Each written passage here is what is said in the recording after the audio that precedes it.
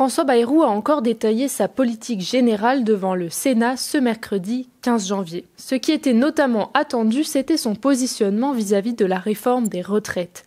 Une question centrale à gauche. D'ailleurs, ces derniers jours, le groupe socialiste et le gouvernement avaient échangé à ce sujet. Depuis hier, cela s'est transformé en véritable ultimatum. Récit de 24 heures de tractation entre François Bayrou et le Parti socialiste. Le Premier ministre était donc à l'Assemblée nationale hier. Voilà ce qu'il a déclaré sur la question des retraites. Nous pouvons, j'en ai la conviction, rechercher une voie de réforme nouvelle, sans aucun totem et sans aucun tabou, pas même l'âge de la retraite, à condition qu'elle réponde à l'exigence fixée. Nous ne pouvons pas laisser dégrader l'équilibre financier que nous cherchons et sur lequel presque tout le monde s'accorde. L'objectif est donc bien de rouvrir des négociations sur les modalités et l'âge de départ à la retraite. Alors comment François Bayrou compte-t-il s'y prendre ? Je choisis donc de remettre ce sujet en chantier avec les partenaires sociaux pour un temps bref et dans des conditions transparentes, selon une méthode inédite et quelque peu radicale. Pour le Premier ministre, la stratégie est la suivante. En laissant patronat et syndicats discuter, il s'évite les foudres des différents partis. Laurent Wauquiez, qui avait manifesté son opposition à une abrogation de la réforme, a jugé la manœuvre habile. À première vue, la réouverture des négociations aurait dû également satisfaire la gauche qui s'oppose à la réforme depuis son passage en force en mars 2023. Sauf qu'un détail a posé problème. La réforme actuelle continuerait à s'appliquer selon François Bayrou. Pour la France insoumise, cela signifie que les négociations sont pipées d'avance.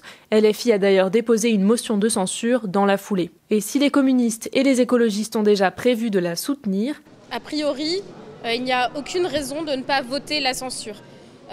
Les socialistes semblent plus divisés sur la question. Ce qui n'est pas pour plaire à LFI. Donc je dis attention à ceux qui sont en train de chercher des miettes, parce qu'à un moment, ça peut leur en cuire. Et donc je n'ose croire que l'ensemble du nouveau Front populaire ne censurera pas ce gouvernement ce jeudi. Nous verrons. Dès mardi soir, les socialistes ont exigé davantage de précision à François Bayrou.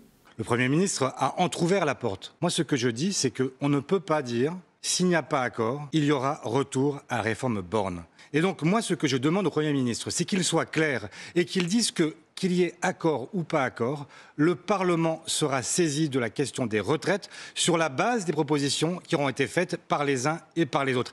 À cette condition-là, effectivement, il y aura un vrai changement marqué par rapport à l'époque précédente. Ce mercredi, le Premier ministre était dans l'optique de rassurer les socialistes. Il a présenté une nouvelle possibilité devant le Sénat.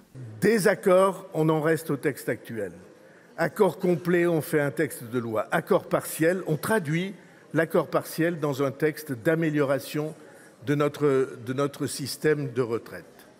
C'est la voie la plus franche, la plus transparente, la plus honnête qu'on pouvait trouver sur ces sujets-là. À voir donc si cela suffira au Parti socialiste. Pour le patron des sénateurs PS, en tout cas, le compte n'y est pas. La motion de censure doit être débattue à compter de demain, jeudi. La première réunion des partenaires sociaux doit également se tenir vendredi à 11h autour de François Bayrou. On vous tiendra informé des tractations sur ouest-france.fr. N'hésitez pas à vous abonner pour suivre toute l'actualité.